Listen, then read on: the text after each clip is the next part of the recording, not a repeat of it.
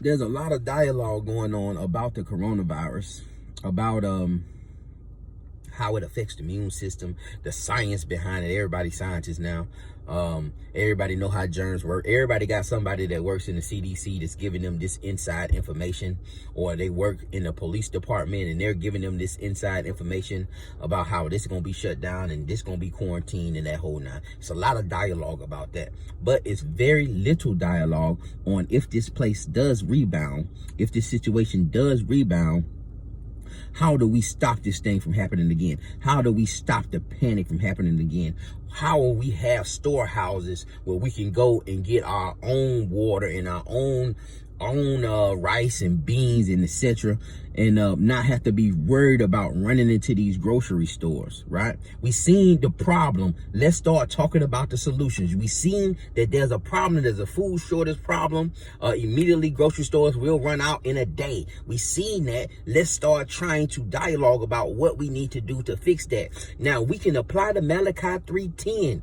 Bring ye full tithe to my store, so there'll be meat in my storehouse. We can apply that, right? People can make vows for $5, $10 a month to this storehouse, and you don't need a doctrine for this. I don't care what doctrine you want, new moon, dark moon, you know what I'm saying? Whatever, whatever doctrine you dealing with, man, whatever, man.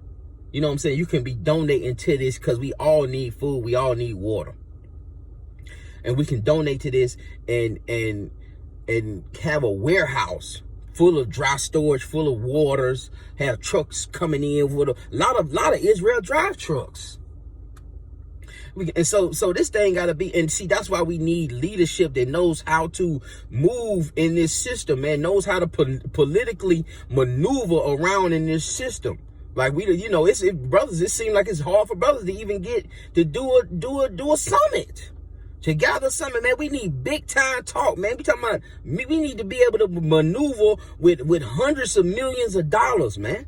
Because that's what Israel can produce if they die.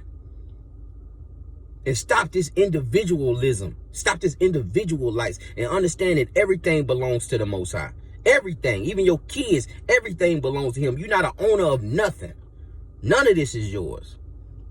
And so if we can have that aspect, we can apply the Acts 2 and put our stuff together, put everything together and start moving as a nation. But man, a summit, that ain't bad. That's why you needed Moses. That's why the Most High used Moses, man, because he knew how to maneuver politically in Pharaoh's court. He knew how to maneuver politically in the government in Egypt. So we need somebody there. We need some kind of leadership there. We need politicians. We need people who know politicians, who know the ins and outs, who know the permits that we have to get to order to build a warehouse. Not just one, build multiple warehouses. You know what I'm saying? Build multiple warehouses where we can store food and have water so things like this will never happen again. Even if we waste $10,000 a year storing stuff and we have to throw it out, we still prepared. It only takes one time for us to say, yeah, we got it, and say, you know what? That was a great investment. But we not having them dialogues because we not there mentally. We not there. We not there mentally. Mentally, we still check the check. Mentally, we ain't got we ain't got 10 bands to put we ain't got 10 people that can go and get $200,000 loan. But we can gather. So it's thousands of us gather for these summits. Thousands of us gather around teaching this word. But man, we gotta do better, man.